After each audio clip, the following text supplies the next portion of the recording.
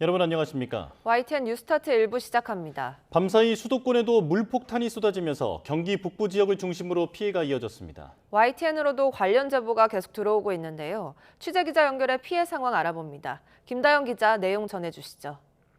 네, 밤사이 YTN의 시청자분들의 제보가 잇따랐습니다. 화면과 함께 전해드리겠습니다. 먼저 경기도 의정부입니다. 새벽 2시 반쯤 호동교에서 촬영된 영상인데요. 계단과 하천 변이 맞닿는 부분이 전혀 보이지 않을 정도로 물이 불어난 모습입니다.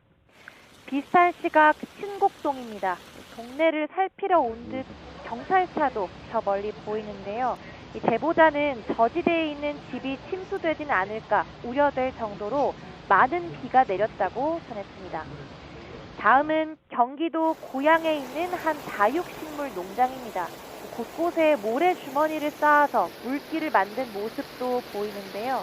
이 농장에 있는 물이 빠지지 못한 데다 비까지 퍼부으면서 흙탕물이 무릎 높이까지 차올랐다는 게 시청자 설명입니다. 경기도 포천 보시겠습니다. 촬영 당시엔 물이 발목까지 닿을 정도였다며 혹시나 하는 마음에 자택보다 지대가 더 높은 면사무소 주차장으로 차량을 옮기기까지 했다고 제보자는 설명했습니다. 경기도 남양주도 한번 보실까요? 나무까지 잠길 정도로 하천이 불어났고 또 물은 도로 위로까지 넘칠락 말락하는 모습인데요. 제보자는 동네에 산 지 20년 만에 처음 보는 광경이라며 주변 주택 침수까지 우려되면서 주민들이 대피를 시작했다고 설명했습니다. 보셨다시피 밤새 YTN에 경기 북부 지역 위주로 피해 제보가 잇따랐습니다. 현재 경기 가평, 파주, 포천, 양주, 의정부, 연천, 여기에 강원도 춘천에 호우 경보가 내려졌고요. 이 밖에 경기도 동두천, 또 강원도 철원과 화천, 양구평지, 인제평지 등에는 호우주의보가 발효 중입니다. 지금까지 사회부에서 YTN 김다현입니다. 경기 북부에 쏟아진 폭우로 오늘 새벽 2시 37분을 기해 동부간선도로 수락 지하차도부터 성수 분기점 구간의 통행이 전면 제한됐습니다. 또 월교의 일교와 월릉교 등 도로가 침수돼 인근이 전체 통제됐습니다. 서울특별시 재난안전대책본부는 미리 교통 상황을 확인하고 다른 도로를 이용해달라고 당부했습니다. 전국에 내린 폭우로 지금까지 10명이 숨지고 7명이 실종된 것으로 파악됐습니다. 중앙재난안전대책본부 집계를 보면 어젯밤 11시 기준 경남 산청에서 6명, 충남에서 3명, 경기 오산에서 1명 등 10명이 사망했습니다. 실종자도 경남 산청이 5명으로 가장 많았고 광주 북구에서도 2명이 실종 상태입니다. 현재까지 14개의 시도에서 11,279명이 대피했고 이 가운데 4천여 명이 마을회관 등에 차려진 임시주거시설에 머무르고 있습니다. 또 도로 침수와 토사유실, 건물이 물에 잠기는 등의 시설 피해도 4천 건 넘게 집계됐습니다. 정부는 지난 17일 오후 3시 반을 기점으로 중앙재난안전대책본부 비상단계를 최고 수준인 3단계로 격상했습니다. 경남 지역에는 사흘 동안 그야말로 기록적인 폭우가 내렸습니다. 특히 산청은 800mm에 육박하는 비가 퍼부었는데요. 마을은 호수로 변하고 잠긴 곳이 또 잠기는 비 피해를 입었습니다. 박종혁 기자가 보도합니다. 달리는 차에서 바라본 마을은 누런 흙탕물이 가득 들어차 호수로 변해버렸습니다. 어른 가슴 높이만큼 차오른 탓에 1층 건물은 겨우 지붕만 보입니다. 갑작스레 물이 들어차면서 고지대로 대피하지 못한 주민들이 2층 계단에 앉아 있습니다. 건물 2층에도 사람들이 모여 구조를 기다립니다. 출동한 119 구조대는 고무보트를 이용해 겨우 주민들을 안전한 곳으로 대피시킵니다. 시간이 흘러도 들이찬 물은 좀처럼 빠지지 않습니다. 하천이 범람하면서 마을을 덮쳤고 물이 빠지면서 상흔이 고스란히 드러납니다. 하천변의 가로등은 쓰러지고 정자는 여전히 물에 잠겼습니다. 콘크리트 구조물까지 부서질 정도로 다리를 넘은 물의 세기는 강력했습니다. 시간이 흘러 물이 빠졌지만 다리 상판 밑까지 차오른 하천은 여전히 수위가 높습니다. 물이 들어차 주민 모두 황급히 대피했던 마을은 또다시 물에 잠겼습니다. 마을 도로는 통제 구간이 더 늘었습니다. 피해를 복구할 겨를도 없이 많은 비가 또 내리자 주민들은 한숨만 나옵니다.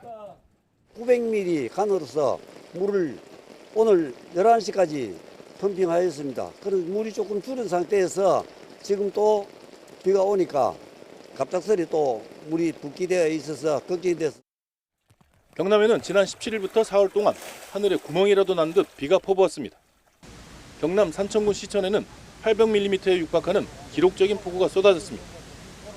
합천 삼가와 경남 창녕, 경남 하동은 600mm 안팎, 함안과 의령, 진주도 400 내지 500mm의 강우량을 기록했습니다. 도로와 세월교, 분치주차장 등 통제된 곳만 300곳이 넘습니다. 또 도로와 하천, 비닐하우스와 주택 등 피해도 260여 건으로 잠정 집계됐고 이재민도 1,800여 가구에 2,350여 명이 발생했습니다. YTN 박종혁입니다. 집중호우가 내린 경남 산청에 산사태 피해가 커지면서 소방청이 국가소방동원령을 발령했습니다. 소방청은 소방대응 2단계에 이어 어제 오후 1시를 기점으로 국가소방동원령을 발령해 산청 산사태 사태에 국가적 차원의 총력 대응에 나섰다고 밝혔습니다. 이에 따라 충북과 충남, 대구, 경북에 있는 인원과 장비가 산사태 지역인 산청군에 동원됩니다. 나흘간 500mm 가까운 폭우가 쏟아진 광주, 전남, 전북 피해도 상당합니다. 불어난 하천에 휩쓸린 주민들이 실종됐고 다리와 도로가 끊기는가 하면 고립 현장도 속출했습니다. 지환 기자가 보도합니다. 사흘간 500mm 가까운 폭우가 쏟아진 전남 광양 백운산. 계곡물이 무섭게 불어났습니다. 마을에 들어갈 수 있는 유일한 다리는 물속에 잠겼고 건너편 주민들은 고립된 상태입니다. 상비약 같은 거는 평소에 사놓으니까 문제 없고요. 나이 많은 분은 그 한 분 있는데 그분은 거의 80대 되는데 좀 아파가지고 집에 있다 그랬었는데 모르겠네요. 산에서 내려온 흙탕물은 밭을 넘어 마당에 들이닥쳤습니다. 임시 두군 무너졌고 비닐하우스 옆까지 들이찼습니다. 마당이 모조리패여 차량은 당분간 빼지도 못합니다. 차 지금 못 빼요. 왜냐면 마당이 다 그 쓸래 내려가 버려가지고. 폭탄을 맞은 듯 쑥대밭으로 변한 마을. 지하 우수관으로 빠지지 못한 빗물은 그대로 마을 안 도로를 덮쳤습니다. 계곡에 있는 큰 돌들하고 그런 게 전부 다 굴러 내려오면서 하수 우위를 다 막아가지고 그래갖고 그런 사고가 난 것 같아요. 냉장고 세탁기가 길바닥에 나앉았습니다. 흙탕물로 꽉 찬 집안은 치우고 치워도 끝이 없습니다. 막막하고 괴롭죠. 심정이 좋을 리가 있겠어요. 지금 물도 없어서 청소도 못하고. 주민들은 인근 마을회관으로 긴급 대피한 상태. 광주 지역 유일한 6.25 전적지인 옛 산동교는 이번 폭우에 붕괴 위기입니다. 폭우 속 실종 신고도 잇따랐습니다. 광주에서는 60, 70대 남성 2명이 빗물에 휩쓸린 것으로 추정되는데 수색 작업이 진행 중입니다. 하늘에 구멍이 뚫린 듯 기록적 폭우가 쏟아진 호남 지역. 곳곳이 무너지고 잠기고 깨지며 피해가 속출했습니다. YTN 지환입니다. 이렇게 극한 호우가 내리는 급박한 상황에서도 용기를 내 이웃을 구한 시민들이 있습니다. 지난 17일 광주에서 벌어진 일인데요. 몸을 가누기 힘든 흙탕물을 거슬러 올라가고 떠내려온 차량을 몸으로 막는 사투를 벌여 소중한 생명을 구했습니다. 윤지아 기자가 보도합니다. 지난 17일 엄청난 폭우가 쏟아진 광주시 동구 지역. 인근 하천 둑이 무너지며 마을은 금세 흙탕물로 뒤덮였습니다. 몸을 가누기조차 힘든 흙탕물을 난간을 움켜쥐고 거슬러 올라가는 남성. 인근에서 자동차 공업사를 운영하는 최승일 씨입니다. 직원들과 모래주머니를 쌓던 최 씨는 멀리 위쪽에서 할아버지 한 분을 목격했습니다. 급류에 넘어진 뒤 맨홀 구멍에 두 다리가 빠진 채 물살에 갇힌 상태였습니다. 팔을 붙잡아 힘을 주고 밧줄로도 걸어봤지만 빼내지 못했습니다.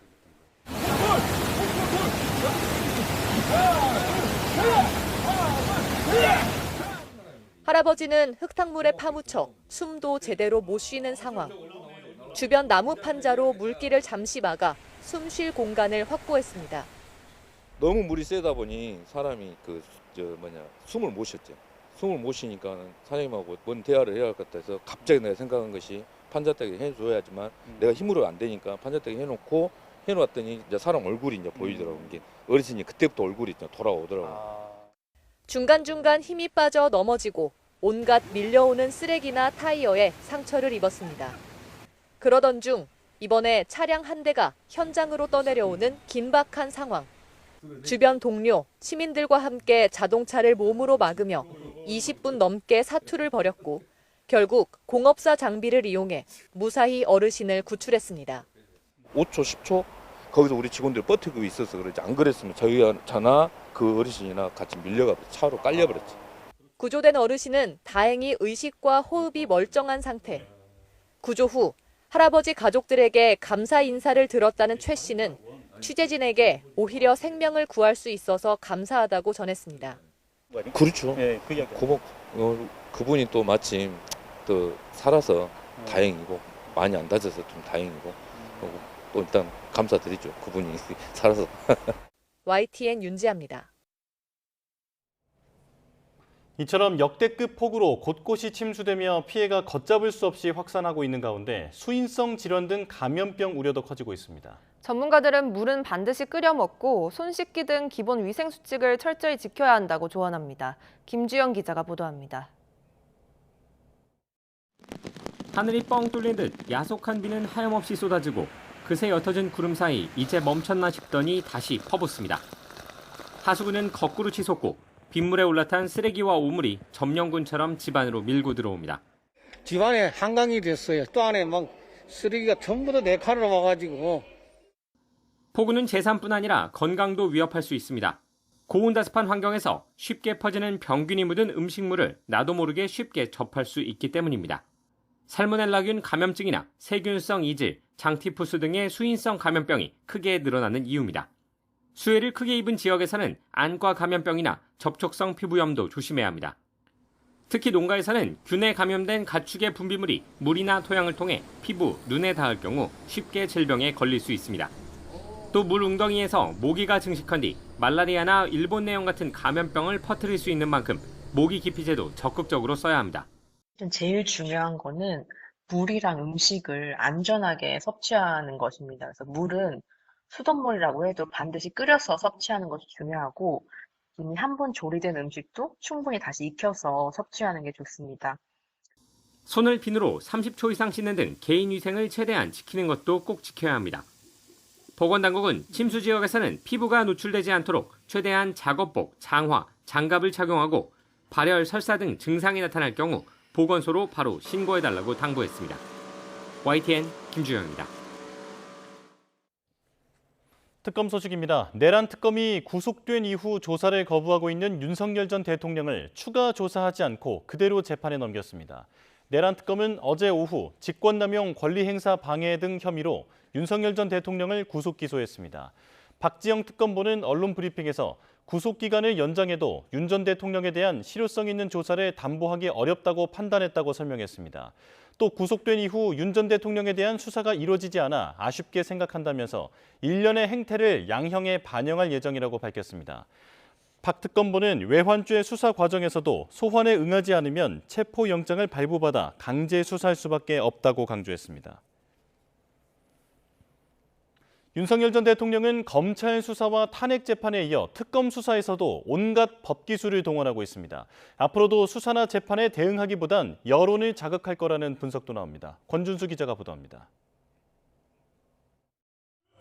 체포될 위기를 넘기고 우여곡절 끝에 내란 특검에 공개 출석한 윤석열 전 대통령. 지하주차장으로 들어가지 않은 이유 있으실까요? 조석 특검을 8년 만에 피의자 신분으로 만나셨는데 어떻게 보시나요?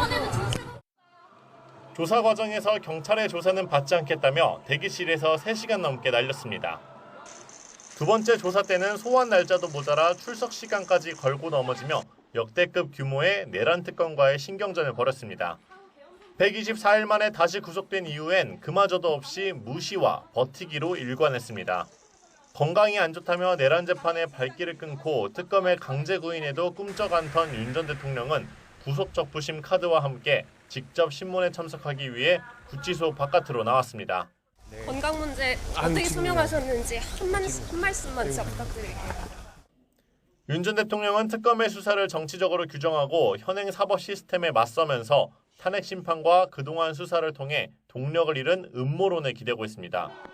최근 부정선거를 주장하는 모스탄 전 대사의 보낸 서신에 특검이 악의적이고 위장된 민주주의가 창궐했다는 내용이 담겼는데 극우 세력을 자극할 수 있는 메시지입니다. 여론을 유리하게 움직여보겠다는 시도로 보이는데 남은 수사와 재판에서도 입장 변화가 없다면 결국 윤 전 대통령을 향한 부메랑이 될 거라는 지적이 나옵니다. YTN 권준수입니다. 김건희 특검팀은 연일 압수수색과 소환 조사로 수사에 속도를 내고 있습니다. 일부 성과도 거뒀지만 김 여사와의 연결고리를 찾는 게 관건이라는 분석입니다. 김영수 기자입니다. 삼부토건 이일준 회장과 이은근 전 대표 신병을 확보하면서 김건희 특검팀은 주가 조작 사건 수사의 첫 관문을 넘었습니다. 불출석한 이기훈 삼부토건 부회장에 대하여는 지명수배 후 신속히 구인 절차를 밟을 예정입니다.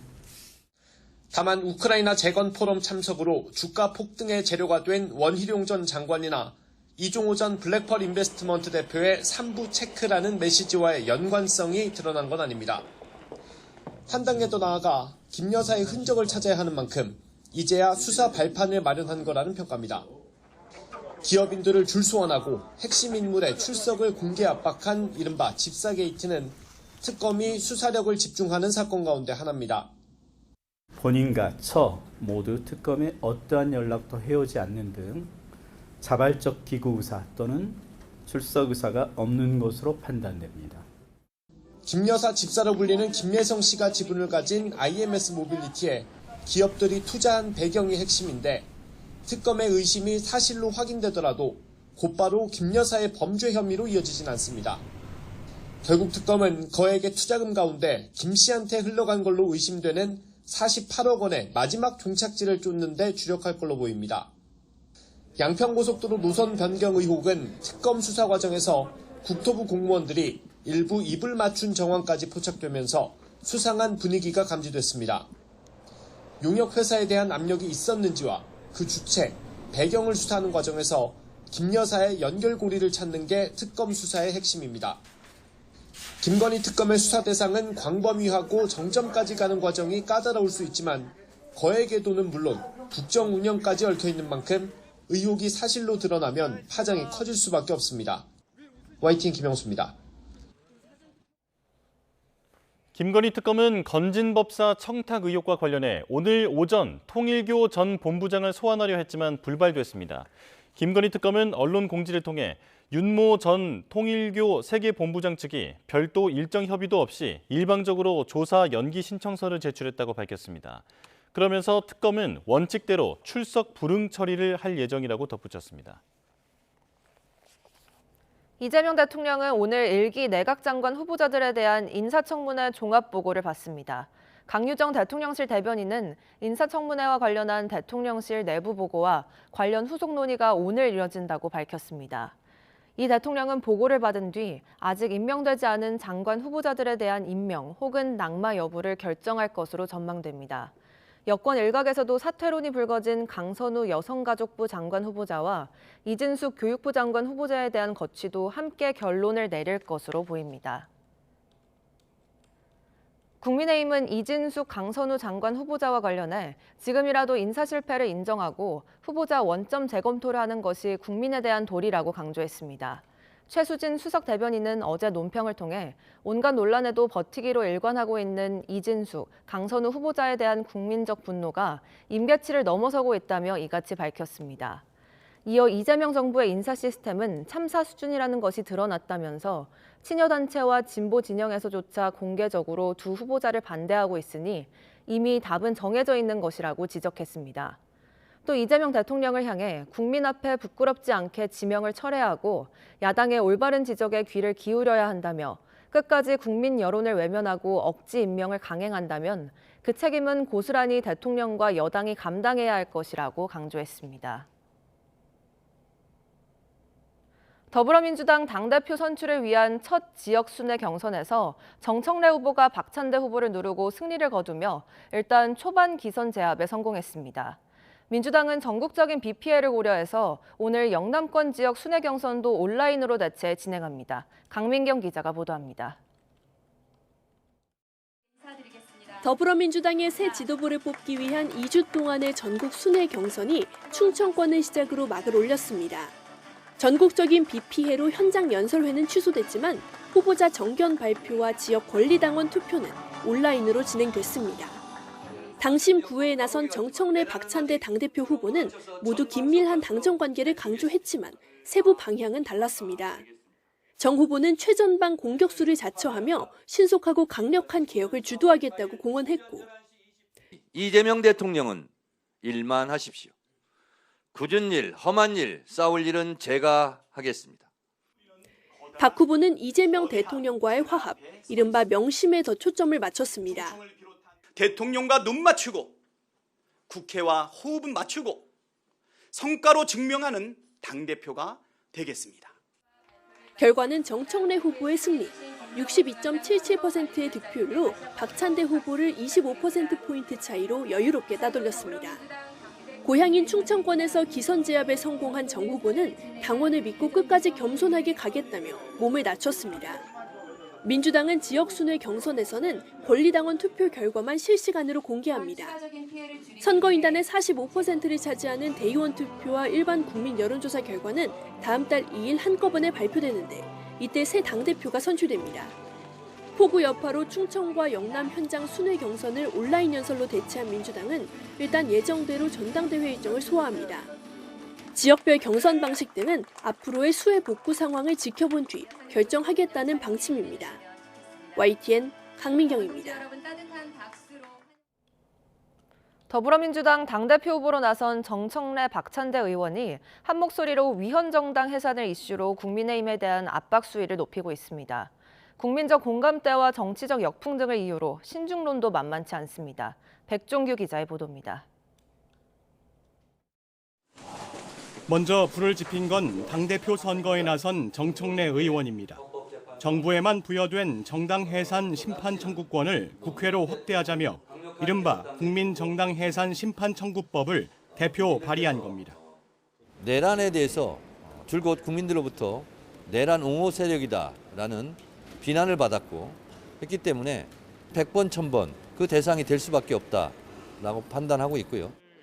당권 경쟁자 박찬대 의원도 내란범 배출 정당에 국고 보조금 지급을 중단하자는 내용을 담은 내란 특별법을 대표 발의했고 나아가 내란 청문회를 열어 전모를 국민 앞에 낱낱이 밝혀 민주주의를 복원하겠다고 강조했습니다. 누가 어떤 명령을 내렸고 어떻게 국회를 무력화시켰는지, 왜 권한을 남용하고 방조했는지 국민은 알아야 합니다.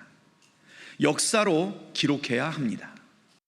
강득구, 이성윤 의원 등 당내 강경파도 내란 정당은 해산돼야 한다는 등 나날이 압박 수위를 높이고 있습니다. 민주당 수장까지 연일 윤석열 전 대통령을 직격하고 있습니다. 민주당은 내란의 진상을 끝까지 규명하고 헌정 질서와 정의가 바로 서는 그날까지 한치의 흔들림 없이 총력을 다할 것입니다. 헌정사에서 정당이 해산된 건 2014년 통합진보당이 유일합니다. 당시 헌법재판소는 통합진보당이 내란 음모 화합으로 민주적 기본 질서를 위배했다고 판단했고 당 소속 5명도 의원직을 상실했습니다. 다만 국민의힘이 위헌정당으로 흩어지려면 윤 전 대통령과 당의 관계나 계엄 당시 행위 등 수사와 재판이 우선돼야 한다는 신중론도 만만치 않습니다. 1호 당원이라고 얘기하는 것은 그 정당에 대한 사실상 영향력이 상당히 크다는 걸 전제로 한 거 아니겠습니까? 그런 어떠한 영향을 미쳤는지 이게 저는 내란 수사 과정에서 좀 밝혀져야 된다고 좀 보고 있습니다. 사실관계가 확정되면은 좀 잘 판단해 보도록 하겠습니다. 결국 실현 가능성과 국민 공감대, 이재명 대통령의 협치 기조까지 고려하면 정당 해산 이슈는 당권 주자들의 선명성 카드라는 해석이 일단은 설득력이 있어 보입니다. YTN 백종규입니다. 대선에서 패한 지 한 달이 넘었지만 국민의힘은 인적 쇄신을 주제로 극심한 내홍에 시달리고 있습니다. 화려한 반전을 이끈 천막 당사와 전환길 씨로 대표되는 아스팔트 우파 사이에서 제1야당은 생존 갈림길에 섰습니다. 박희재 기자가 보도합니다. 지난 2002년 대선 당시 한나라당은 트럭제 불법 현금 다발을 받은 이른바 차떼기 사건으로 벼랑 끝에 섰습니다. 배상해야 할 정치 자금만 800억 원. 17대 총선을 앞둔 한나라당은 호화 당사를 벌이고 천막 아래 터를 잡았습니다. 30명 넘는 중진이 잇따라 불출마를 선언하고 매일매일 반성과 쇄신을 외쳤습니다. 부패하고는 단호하게 손을 끊겠습니다. 지역주의의 끈도 과감히 놓아버리겠습니다. 간절함이 통했을까? 한나라당은 2004년 총선에서 간신히 과반을 지킨 열린우리당에 이어 121석 제1야당으로 선전했습니다. 당 의석 절반은 초선, 나경원과 유승민, 주호영 등 새 얼굴이 전면에서 개혁 바람을 일으켰습니다. 한나라당은 그 돈 선거를 하지 않습니다. 저희는 네거티브도 지금 하고 있지 않습니다. 저희 계속 깨끗한 선거를 할 것입니다. 우리 당에 더 씌워져 있던 수구적인 이미지를 반드시 걷어내고 합리적이고 중도적인 건전한 개혁 세력으로 다시 태어나도록 하는데 최선의 노력을 다할 것입니다. 그리고 2025년 당 중진이 된 이들은 쇄신 대상으로 지목됐습니다. 윤희숙 혁신위원장은 차떼기로 당이 존폐 6일 때 중진 37명이 불출마했다면서 희생해달라고 외쳤습니다. 지리멸렬, 내란당 5명을 벗으려면 고강도 처방이 필요하다는 겁니다.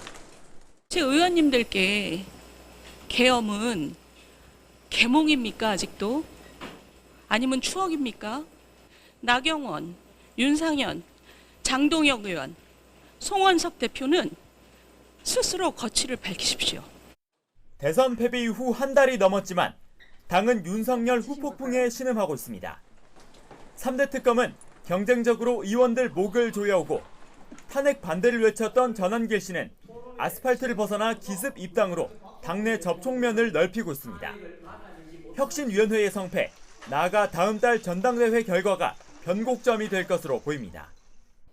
최근 당이 배출한 대통령 2명이 모두 탄핵당한 비극적인 상황에서 국민의힘은 천막 당사와 아스팔트 사이 생존을 건 갈림길에 서 있습니다. YTN 박희재입니다.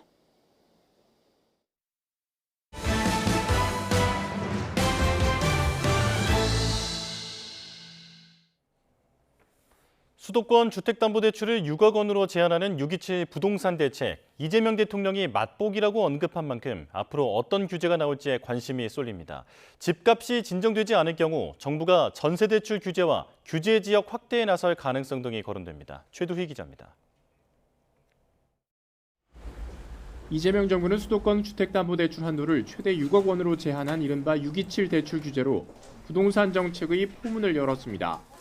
대출 규제 이후 수도권 부동산 시장은 짙은 관망세에 접어든 모습입니다.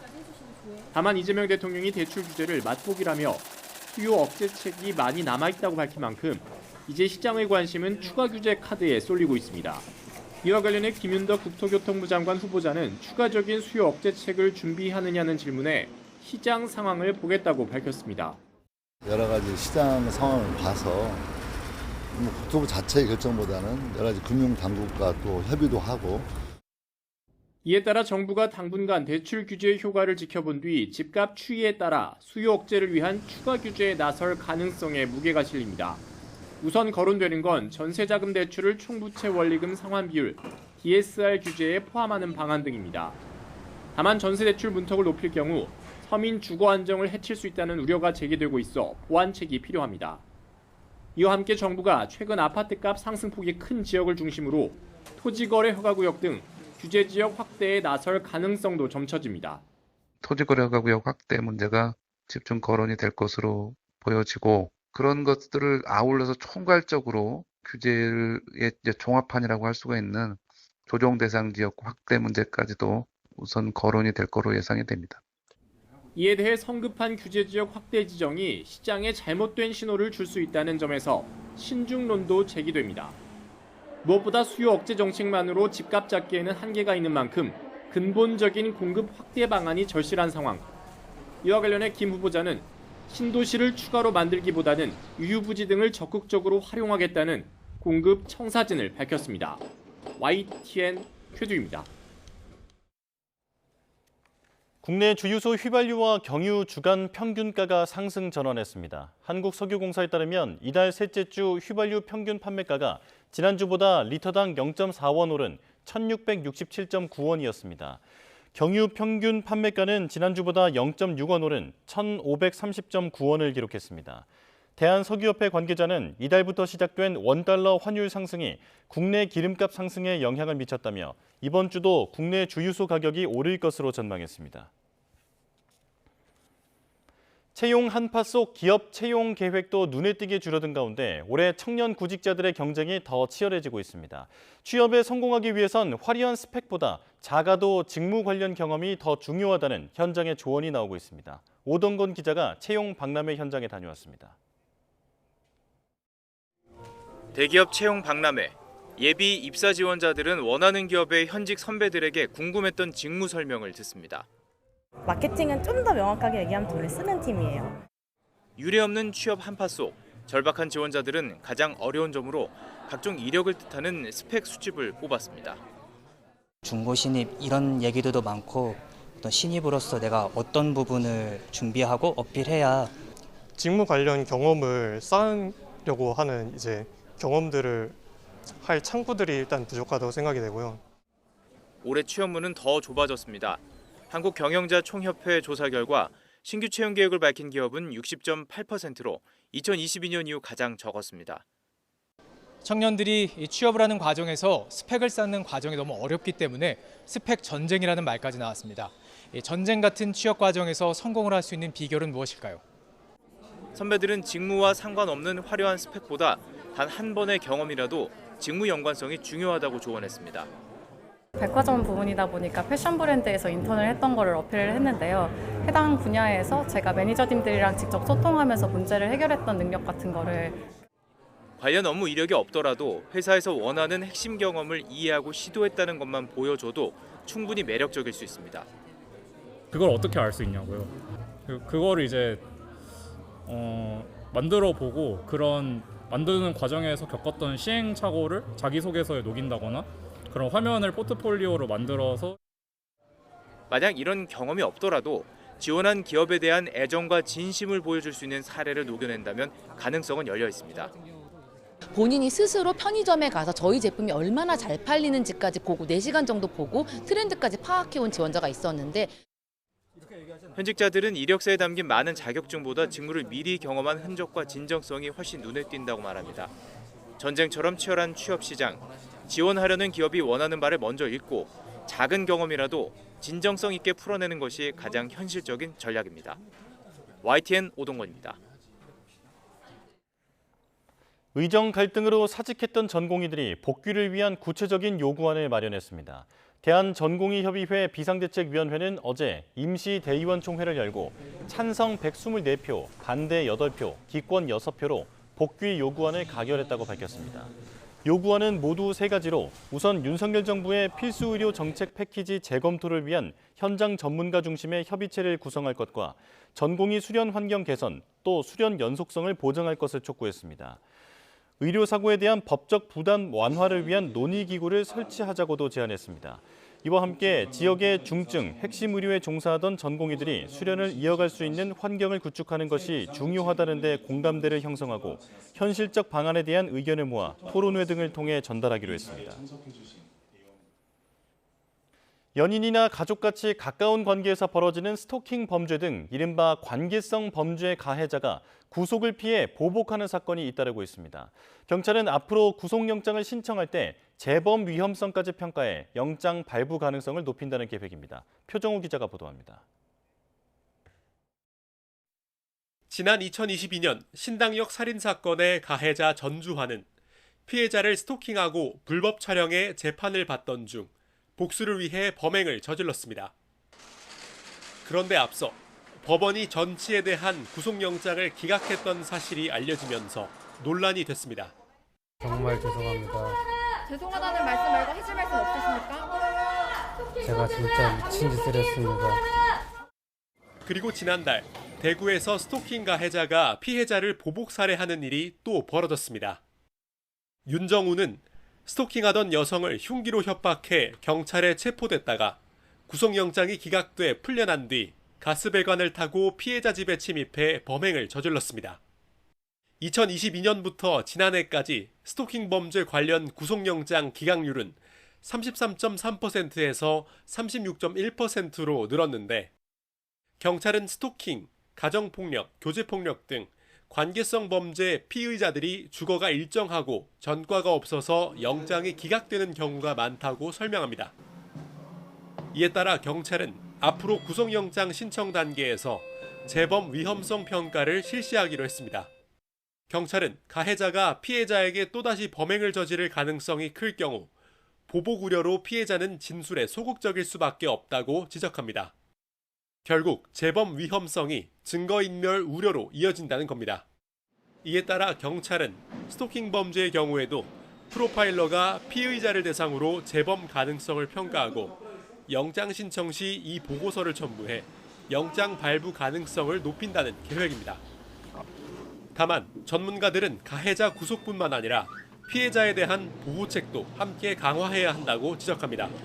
특히 신변보호 조치 여부를 결정하는데 수사기관에 적극 개입할 수 있게 해야 한다고 강조합니다. 최근에 이제 되게 강력범죄로 번졌던 스토킹 범죄의 양상을 보면 피해자 의사에 대단히 많이 좌우가 되는 부분이 있어요. 객관적으로 신변보호가 수사기관이 적극적으로 개입할 필요가 있다라고. 가까운 사이에 발생하는 관계성 범죄는 재범 위험이 큰 만큼 법원의 구속영장 심사 과정에서도 이런 우려를 고려해야 한다는 목소리가 커지고 있습니다. YTN 표정호입니다. 경찰이 끼어들기와 지정차로 위반 등 5대 반칙운전 근절을 위한 홍보 활동에 나섰습니다. 다음 달까지 운전자들을 상대로 계도 활동을 하고 오는 9월부터는 본격 단속에 나섭니다. 윤태인 기자의 보도입니다. 도로를 달리던 택시가 차선 변경이 금지된 실선을 가로질러 오른쪽 차로를 파고듭니다. 실선에서 끼어들기 금지. 이후에도 차량 3대가 연달아 실선을 넘어갑니다.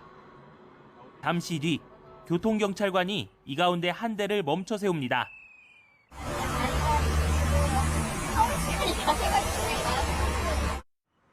경찰이 5대 반칙운전 근절을 위해 단속에 나섰습니다. 새치기 유턴과 지정차로 위반, 꼬리 물기와 끼어들기, 비긴급 구급차의 법규 위반이 대상입니다. 경기 북부 지역 13곳에서 오후 4시부터 1시간 동안 반칙운전 93건이 적발됐습니다. 연쇄 추돌 사고나 측면 충돌 사고가 발생할 수 있습니다. 교통법규 준수는 운전자로서 지켜야 할 가장 기초적인 약속입니다. 서울 강남역 근처에서도 반칙운전 단속과 캠페인이 진행됐습니다. 이륜사고 차량 같이 뒤에서 대기를 하시고 안전하게 입고 가셔야 새치기 유턴과 지정차로 위반, 꼬리 물기와 끼어들기 적발 건수는 1년에 10만 건을 넘습니다. 경찰은 이 같은 반칙운전 근절을 위해 다음 달까지 운전자 계도 활동과 홍보를 이어가고 오는 9월부터는 집중 단속에 나선다는 계획입니다. YTN 윤태인입니다. 지난 주말 강원도 삼척에서 열릴 예정이던 전국 바다 수영대회가 높은 파도로 당일 갑작스럽게 취소됐습니다. 그런데 기상 악화 시 사용한다던 대체 장소는 사전에 준비되지 않아 안내를 번복하는 등 졸속 운영이란 비판이 쏟아지고 있습니다. 송세혁 기자입니다. 지난 12일 아침 강원도 삼척 맹방해수욕장. 제14회 이사부 장군배 전국 바다 수영대회가 열릴 예정이었지만 2m가 넘는 너울성 파도가 계속 밀려듭니다. 운영진은 기상 악화 시 강에서 진행한다라는 대회 요강에 따라 인근 하천으로 장소를 옮기겠다고 공지했습니다. 하지만 하천으로 이동한 참가자들은 또 한 번 발길을 돌려야 했습니다. 대체 장소로 안내된 마읍천입니다. 하지만 사전에 점사용 허가와 안전 심의를 받지 않아 이곳에서도 대회는 무산됐습니다. 결국 대회는 예정 시각보다 3시간이 지난 오전 11시 반쯤 공식 취소됐습니다. 바다에서 못하면 강에서는 할 수 있겠구나라고 이제 예상을 하고 참가 신청을 하고 이제 먼 곳에서 오는데 강에서 대회를 할 준비가 전혀 안 돼 있었던 게 제일 큰 문제 같아요. 현장 안내도 혼란을 키웠습니다. 무대 방송으로만 전달되면서 일부 참가자들은 상황을 제대로 파악하지 못한 채 몇 시간씩 기다려야 했습니다. 장소가 변경되건 취소되건 거기에 대한 아무런 문자 메시지는 없었고. 전국 각지에서 모인 참가자는 1,200명. 참가비는 한 명당 5만 원에서 7만 원으로 전날 도착해 숙박비까지 쓴 참가자도 많았습니다. 하지만 주최 측인 삼척시 체육회는 운영 미숙에 대해서는 인정하면서도 기상 악화로 인한 취소는 환불 대상이 아니라고 밝혔습니다. 문제는 이런 일이 처음이 아니라는 점입니다. 삼척시 체육회는 지난해에도 폭우로 철인 3종 대회를 당일 취소하면서 비슷한 논란을 빚은 바 있습니다. 기상 악화는 피할 수 없더라도 반복되는 준비 부족과 주먹 구구식 운영으로 대회에 대한 신뢰가 무너지고 있습니다. YTN 송세혁입니다. 학교에 경찰관이 있다면 학교 폭력을 비롯한 여러 문제를 예방할 수 있을 텐데요. 제주에서는 전국에서 유일하게 자치경찰을 학교에 파견하는 학교 안전 경찰관제를 시행해 좋은 평가를 받고 있습니다. 고재영 기자가 소개합니다. 자치경찰관이 고등학교 안팎을 순찰하며 학생의 안전을 위협하는 건 없는지 꼼꼼하게 확인합니다. 학생들과 일상을 함께하다 보니 이제는 경찰쌤이라고 불리며 친근한 존재가 됐습니다. 쌤 진짜 너무 든든하고 늘 있으셔야 됩니다, 쌤. 학생들이 학교폭력 예방을 주제로 한 웹드라마 대본을 읽는 시간.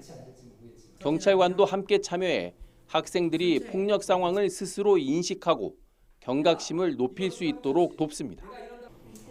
학교안전 경찰관은 교육발전특구 시범사업으로 제주에서만 시행 중입니다.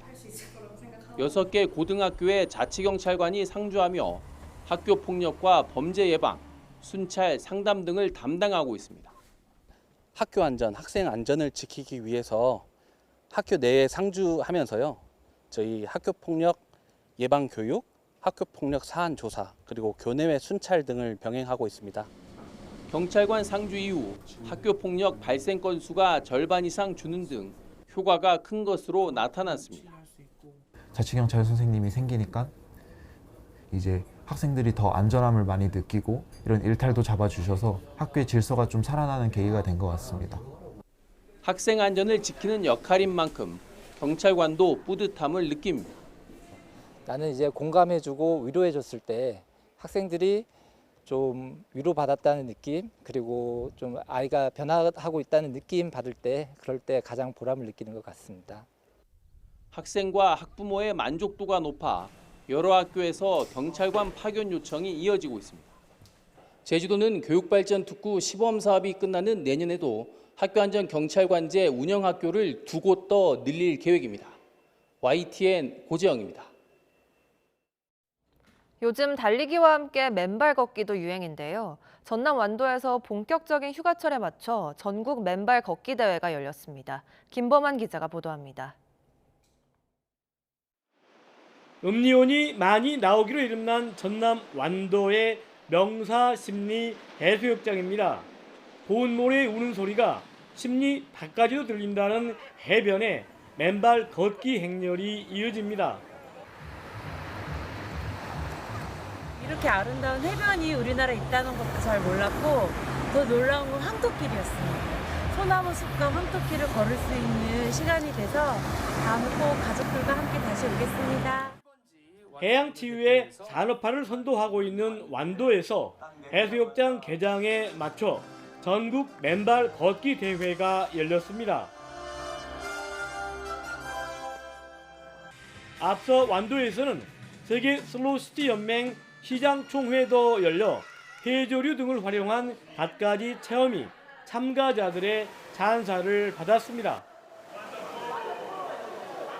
해양치유 자원과 맨발 걷기를 연계해서 치유 관광 프로그램을 마련을 해서 우리 국민의 건강과 행복을 위한 진짜 치유길을 알리고자 이번 축제를 마련하였습니다.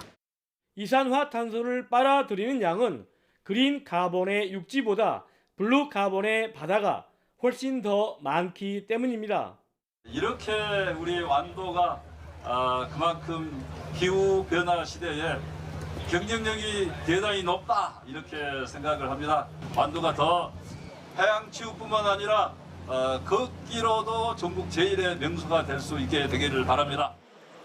전라남도는 앞으로 천혜의 자원을 바탕으로 한 해양 치유에서 나아가 산림과 농업 치유 등 치유 산업을 더 적극적으로 육성해 나갈 예정입니다. YTN 김범환입니다.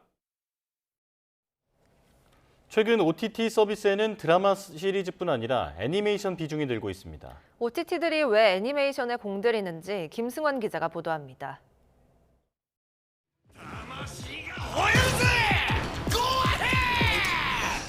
주술의 전을 히트시킨 한국 출신 박성호 감독이 10년 넘게 준비한 일본 애니메이션입니다. 박 감독 특유의 감각적이고 박진감 넘치는 액션씬이 돋보입니다.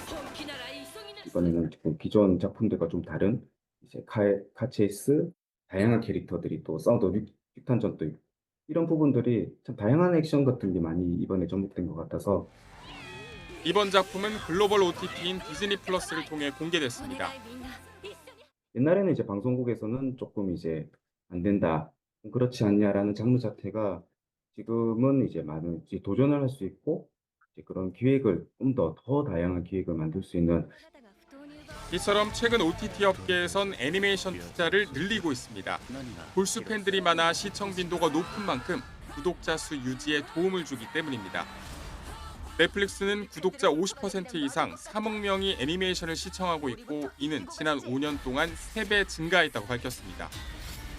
지난 7일부터 13일까지 넷플릭스 영어와 비영어권 콘텐츠를 통틀어 가장 인기 있는 작품 역시 K-팝을 소재로 한 애니일 정도입니다.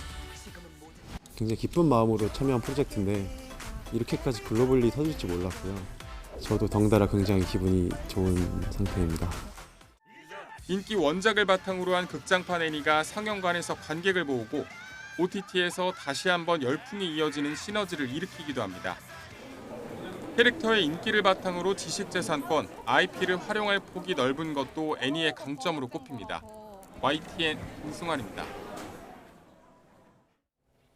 아름다운 섬과 바다로 유명한 베트남의 하롱베이에서 유람선이 침몰해 34명이 숨지고 8명이 실종됐습니다. 갑자기 불어닥친 폭풍우 때문에 배가 뒤집힌 것으로 파악됐습니다. 신웅진 기자의 보도입니다.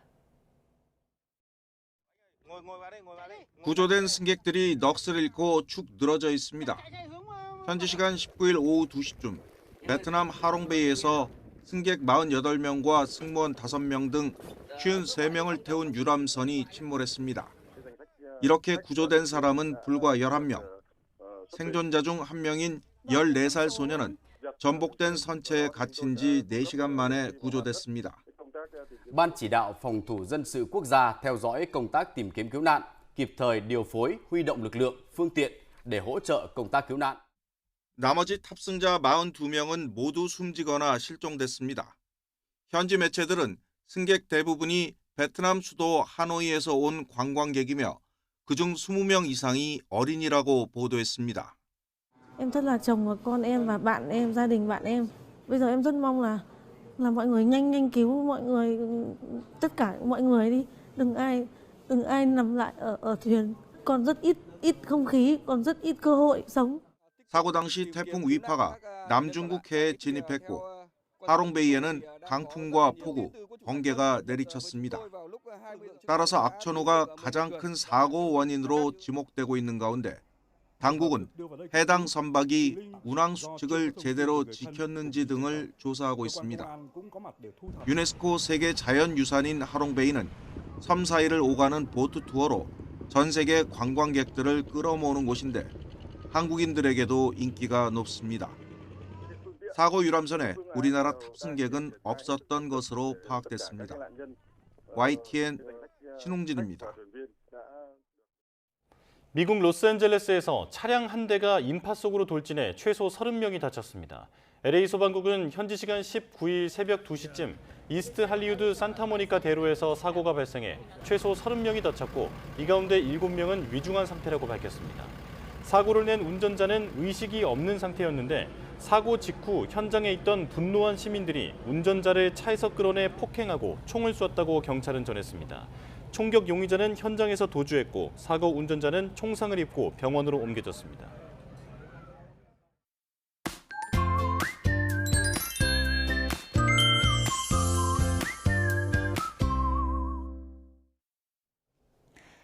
밤사이 수도권과 강원 지역에 강한 비구름이 발달했습니다. 현재 경기 북부에는 시간당 40mm가 넘는 장대비가 집중되고 있는데요.